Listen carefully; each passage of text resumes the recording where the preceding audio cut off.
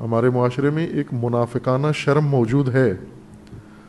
منافقانہ شرم یعنی اوپر اوپر شرم ہے لیکن در پردہ اسی مسئلے میں کوئی شرم نہیں ہے.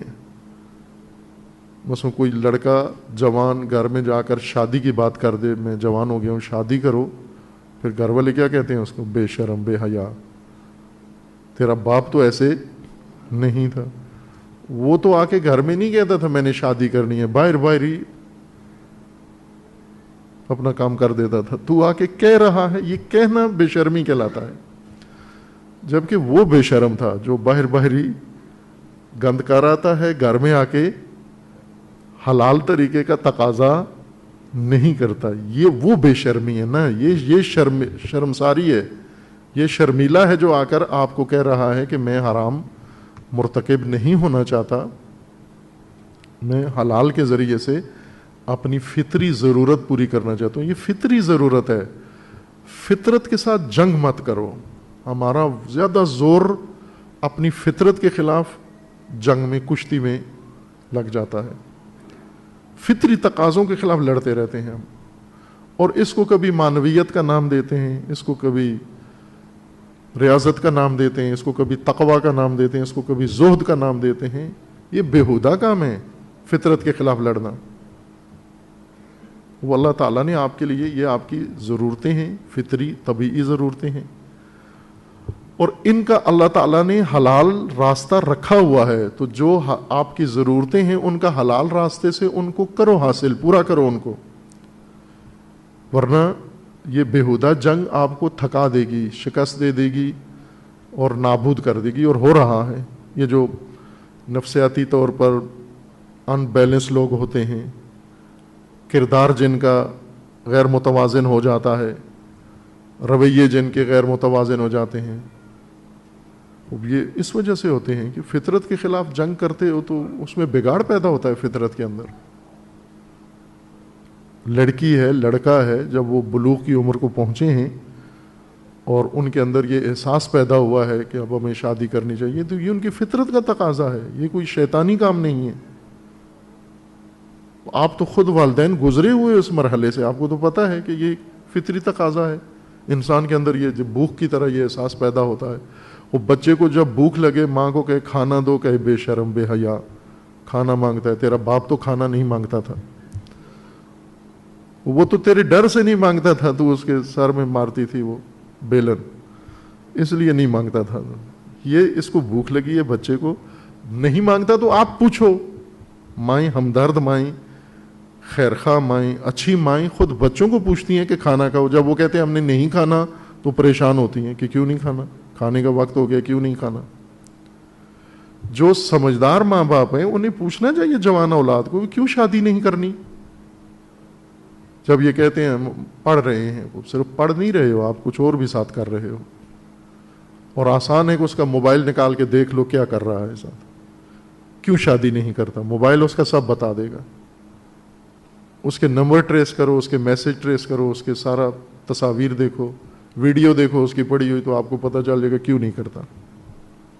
یہ گھر میں کیوں کھانا نہیں کھاتا؟ جو کہ باہر ظاہر مار کھا کے آتا ہے. زہر مار فارسی اصطلاح ہے نا, سانپ کی زہر, یہ استعمال کرتے ہیں ایرانی سرزنش کے طور پر اہل فارس. وہ کام جو انسان کرے اور غلط کام کرے تو اس کو وہ کہتے ہیں یہ زہر مار ہے, یہ سانپ کی زہر کی طرح ہے. اب یہ زہر مار کہیں سے کر کے آتا ہے, کھا کے آتا ہے, تو گھر میں آ کے اس کو اچھی نہیں لگتی یہ چیز. یہ منافقت ہے اور طبیعت کے خلاف ناروا جنگ. مثلا جو باہر گناہ کر کے اور حلال کا کہتے ہیں ضرورت ہی نہیں ہے ہمیں, گناہ کار مجرم ہیں. کچھ ایسے ہیں جو نہ باہر کرتے ہیں, نہ حلال کا نہ حرام کا, اپنے اوپر پریشر ڈال رہے ہیں, اپنے آپ کو روزے رکھنا شروع کر دیں گے, شادی کے بجائے روزے رکھنا شروع کر دیں گے. یہ کس نے کہا ہے کہ شادی کا متبادل روزہ ہے؟ شادی کا متبادل کچھ بھی نہیں ہے, شادی ہے بس. کرو اور آسان کرو شادیاں, سب سے مومنین شروع کرو. آپ اللہ پہ بھروسہ کر کے یہ کام کرو, کچھ بھی نہیں ہوگا. یہ آسمان یہیں رہے گا, آپ کے سر پہ نہیں ٹوٹے گا, کچھ بھی نہیں ہوگا. آپ شادیاں کرو، آسان ترین شادیاں کرو، بغیر خرچے والی. میں بارہا تقاضا کیا ہے کہ 2 کام کرو. ایک مجالس امام حسین برپا کرو گھر گھر میں، اور بغیر فیس والی، بغیر پیسے والی، جس میں نہ لنگر کا خرچہ ہو، نہ خطیب کا خرچہ ہو، کوئی اور زیادہ خرچہ کی ضرورت نہیں ہے. کچھ پیسے نہیں ہیں تو بھی مجلس کرو گھر میں بغیر پیسے والی. اور یہ ماحول بناؤ. بغیر پیسے والی مجلس کئی طریقے ہیں. آپ یہ جو آپ کی خدمت میں کیا ہے، اور بعض پیشہ ور ممکن ہے اس کے اوپر برہم ہو، کیونکہ وہ ہر کام کے اوپر برہم ہو جاتے ہیں، کہ مصائب امام حسین علیہ السلام کتاب دیکھ کے پڑھو. آپ کتابیں ہیں موجود. یہ اسی لیے شروع کیا ہے کہ مستند تاریخ کربلا بھی ہو، اور آپ کو اس میں کوئی آر محسوس نہ ہو کہ کتاب لے کے آپ تو پڑھ سکتے ہو، عالم نہیں ہو لیکن عزادار امام حسین ہو. خواتین یہ کام کریں، خاتون اٹھ کے پڑھنا شروع کر دے، جو پڑھ سکتی ہے، اچھی روانی سے بول سکتی ہے. مردوں میں سے یہی کریں، ایک بچہ، ایک جوان، ایک بڑا بزرگ کتاب لے کے پڑھنا شروع کر دے. بینک سے ریٹائرڈ ہو کے جو اینٹ شینٹ مارے گا آ کے اور ڈائلاگ بولے گا، فلمی دنیا سے نکل کے آپ کے ذاکر بنے گا، اس کو سن لیتے ہو. تو گھر میں جو شریف آدمی بیٹھا ہوا ہے نجیب خاندان میں، وہ اگر آپ کو کتاب پڑھ کے سنا دے، اس میں عیب ہے؟ یہ اتمن فیس مانگے تو پھر یہ مستند ہوگا. ایک مجلسیں آسان کرو اور ایک شادیاں، یہ دونوں فری کرو، فری آف کاسٹ. اس پہ کوئی پیسہ نہ لگاؤ، اس معنی میں پیسہ نہ لگاؤ. باقی اس کی اچھی مجلس کرنے کے لیے جو لوازمات چاہیے وہ فراہم کرو. مثلا دری چاہیے، ٹینٹ چاہیے، یا ساؤنڈ چاہیے، یہ چیزیں فراہم کرو. اس کے بغیر ہوگی نہیں، یا صحیح انداز نہیں ہوگا. لیکن مومنین کو لنگر پکا کے دیں بہت بڑا اور اچھا، اور بیل ذبح کریں، اس کی کوئی ضرورت نہیں ہے. توفیق ہے تو کر دو، نہیں ہے تو اپنے آپ کو زحمتوں میں نہ ڈالو. اور اسی طرح پیشہ ور کو نہ بلاؤ فیس دے جو لے کے پڑھتا ہے. فیس لے کے پڑھنے والے کو بالکل اپنی مجلس کے اندر آنے نہ دو. یہ کاروباری ہے، یہ بکو ہے. یہ اس کو کوئی بھی پیسہ دے گا، جیسا ہو رہا ہے آج. آپ جو پیسے دیتے تھے تو آپ کی مرضی کی پڑھتے تھے، دوسروں نے پیسہ دیا ان کی مرضی کی پڑھنا شروع کر دی. یہ جو آج شرک و کفر ممبروں کے اوپر کہہ رہے ہیں، یہ وہ یہ پیسے والے ہیں. یہ ضروری نہیں کہ یہ مشرک ہوں یا ان کا عقیدہ ہی مشرکانہ ہو.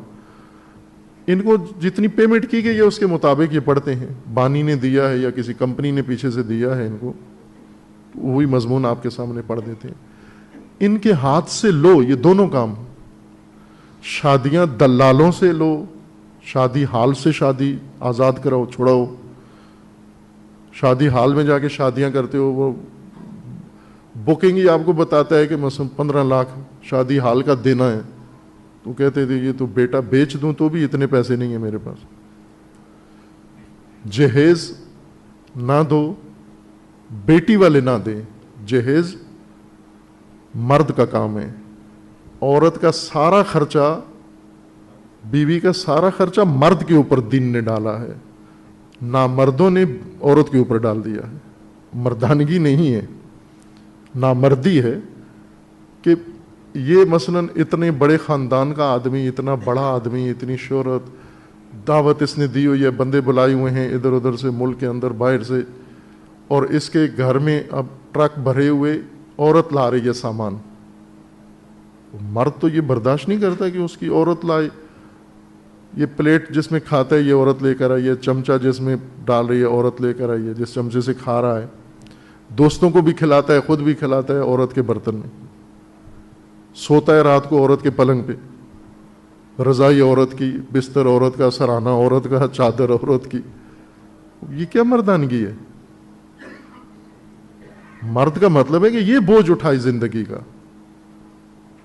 اس کی چونکہ اللہ نے صلاحیتیں آپ کو اس لیے دی ہیں، جسمانی طاقت اس لیے دی ہے، ارادہ مضبوط اس لیے دیا ہے، مشقت کی صلاحیت آپ کو دی ہے. عورت کو تو اتنی توانائی نہیں دی اللہ تعالیٰ نے. جس کی توانائی نہیں ہے اس کے اوپر اتنا بڑا بوجھ ڈال دیتے ہو، اور وہ اس کے ماں باپ گردے بیچ بیچ کے جہیز پورا کریں. لعنت ہے یہ. اعضاء بیچ کے ماں باپ اپنی بچیوں کے وہ پورے کریں. یا پھر اگر 2-4 بچیاں ہو گئی ہیں, کتنا خوف ہے بچیوں کی پیدائش کا. کیوں خوف ہے؟ کہ یہ پڑھا کے بڑی کر کے جب بیانے کا وقت ہو جائے گا تو خاندان سارا تباہ ہو جائے گا, ان کا جہیز کہاں سے لائیں گے ہم. یہ ختم کرو. یہ شان نہیں ہے مومنین کی کہ مومنین کے ہاں اس طرح کا ماحول بنے, بالکل صداقت کے ساتھ. اگر لڑکی والے کہنے میں جھجکتے ہیں, لڑکے والے خود کہیں. اور ہے یہ نمونے. ابھی عنقریب ایک عزیز کی محرم سے قبل شادی ہوئی ہے, باروزگار ہے, اور سسرال والے اس سے زیادہ مالی طور پر مضبوط تھے, اور ان کی ظاہراً ایک بیٹی تھی اور ایک بیٹی حسرت کی, اور انہوں نے کہا جی کہ ہم نے تو دینا ہی دینا ہے.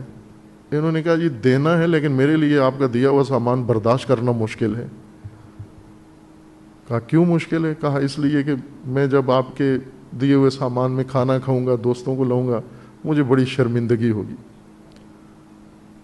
آپ نے اگر بیٹی کو دینا ہی ہے تو ٹھیک ہے, اس کو کوئی گفٹ پیسے دے دو, اس کو بیٹی کے اکاؤنٹ میں ڈال دو, یہ اسی کے پاس رہیں, جب اس کو ضرورت ہو وہ استعمال کرتی رہے. یہ تو کر سکتے ہو. مرد کا کام مرد کو کرنے دو, اس کو نامرد نہ بناؤ.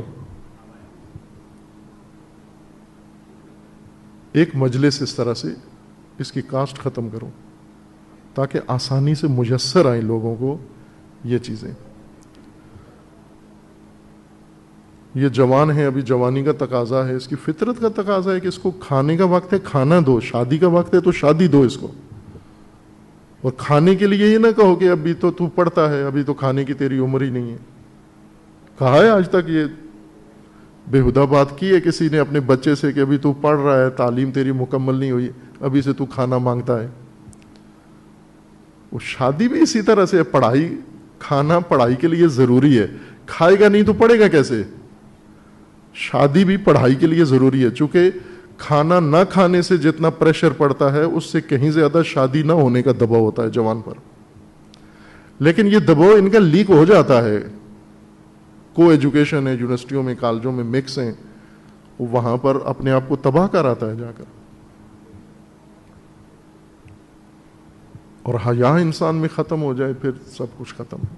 یہ پہلے روایت پڑھی ہے آپ کی خدمت میں, مومنین کو بتائی ہے, جوانوں کو, کہ ایک روایت میں ہے کہ اللہ تعالیٰ نے تمام اچھی انسانی قدریں خصائل وہ سب کے سب ایک پیکنگ میں انسان کے اندر رکھی ہیں, اور وہ پیکنگ بڑی نازک سی ہے, نازک سے پردے میں رکھی ہیں. جس طرح انار دیکھتے ہیں نا آپ, انار کھولیں تو اندر کتنی خوبصورت پیکنگ ہے, وہ موتی اندر دانے کس طرح چنے ہوئے ہیں, کس طرح مخملی ان کے اندر تہ لگی ہوئی ہے تاکہ ایک دوسرے سے ٹکرائیں نہیں, اندر وہ مخملی تہ کتنی خوبصورت ہوتی ہے, اس کو ہاتھ لگائیں ملائم. یہ ساری بستہ بندی اللہ تعالیٰ نے کی ہے تاکہ یہ موتی محفوظ رہیں. اسی طرح سے اللہ تعالیٰ نے انار سے زیادہ حسین خوبصورت موتی آپ کے اندر رکھے ہیں. یہ اعلیٰ قدریں, اچھی ویلیوز اور اعلیٰ صفات, انسانی خصائل ایک ایک کر کے اللہ نے انسان کے اندر رکھے ہیں, عورت اور مرد میں. اور ان کی پیکنگ کس میں کی ہے؟ حیا کے پردے میں, سب حیا میں لپیٹ کے آپ کے اندر رکھ دیا ہے. اور یہ بہت نازک پردہ ہے. یہ حیا اگر ٹوٹ گیا وہ موتی سارے بکھر جاتے ہیں. شیطان نے یہی کام کیا. آدم و حوا پر, ہمارے جد اور جدہ پر اس نے جو واردات کی یہی کی. اس نے شجرہ ممنوعہ انہیں کھلا دیا. قرآن کیا کہتا ہے کہ جب انہوں نے یہ تناول کیا تو کیا ہوا؟ یہ تو مانا تو پتہ ہی ہوگا نا, کیا ہو گیا پھر ان کو فوراً کیا اثر ہوا؟ اونچا بولو. بے لباس ہو گئے, شرمگاہیں ننگی ہو گئیں, شرمگاہیں ننگی ہو گئیں. یہی کام کیا اس نے. انہیں تو فوراً احساس ہو گیا کہ غلطی کر دی. یہی حیا توڑ دیا اس نے, حیا پہ حملہ کیا. اور انہوں نے تلافی کر لی. ابنائے آدم ان کی بھی سب سے پہلے حیا پہ حملہ ہوتا ہے, اور حیا ختم ہو جائے پھر کچھ بھی نہیں رہتا انسان کے اندر, سب کچھ نابود ہو جاتا ہے. پھر ہم ایسے ریاکارانہ طور پر اوپر بھرم سا بنا کے رکھتے ہیں. مثلا جوان ہے یا بوڑھا ہے یا جو بھی ہے, میں نے عرض کیا نا کہ اب ظاہری اس کا حلیہ, ظاہری اس کا انداز بہت اچھا ہے, لیکن اس کا موبائل نکال کے دیکھیں, یہاں تو کسی کو حق نہیں ہے کہ کسی کا موبائل نکالے.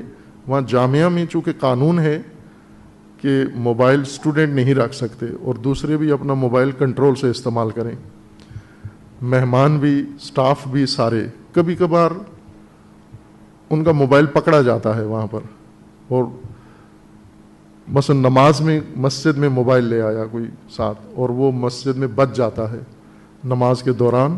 وہاں قانون ہے کہ اگر نماز کے دوران موبائل بچ گیا آپ کا, تو وہ آپ سے لے کے ضبط کر لیا جائے گا, واپس نہیں ملے گا آپ کو. اس لیے وہاں جائیں تو احتیاط کریں, موبائل نہ بجے آپ کا. موبائل لے لیتے ہیں. اب یہ نماز میں آیا ہے, نماز میں موبائل بجا ہے, ضبط کر لیا, اور اس ضبط موبائل میں جو کچھ وہ موجود ہوتا ہے, عموماً تو نہیں کھولتے ہم, کہ مہمان ہو تو نہیں کھولتے, سٹاف کا ہو تو کھول لیتے ہیں, یا اسٹوڈنٹ سے پکڑا جائے تو کھول لیتے ہیں. اور اس کے اندر سے جو مسجد سے موبائل ملتا ہے, اس کے اندر جو کچھ ہوتا ہے, شیطان بھی پناہ مانگتا ہے اس سے. اس لیے کہا تھا کہ ایک منافقانہ شرم ہے. ظاہر ہم بڑے شرمیلے ہیں, کچھ باتیں نہیں کرنی چاہیے, شادی کی بات نہیں کرنی چاہیے, بچہ گھر میں کر دے, مجلس میں کریں, تو یہ کیسی باتیں کر رہے ہیں, مولانا کیسی باتیں کر رہے ہیں, یہ کرنی چاہیے. ان سے نہیں بے شرمی پیدا ہوتی ہے, ان سے شرم کو تحفظ ملتا ہے. اسی طرح مثلا احکام ہیں, شرعی احکام کا ایک بڑا حصہ انسان کے طہارت, نجاست اور ان چیزوں سے ہے, ازدواجی تعلقات. یہ احکام بتاتے ہوئے شرماتے ہیں سارے. علماء نہیں بیان کرتے, شرم آتی ہے, لوگ نہیں سنتے, شرم آتی ہے.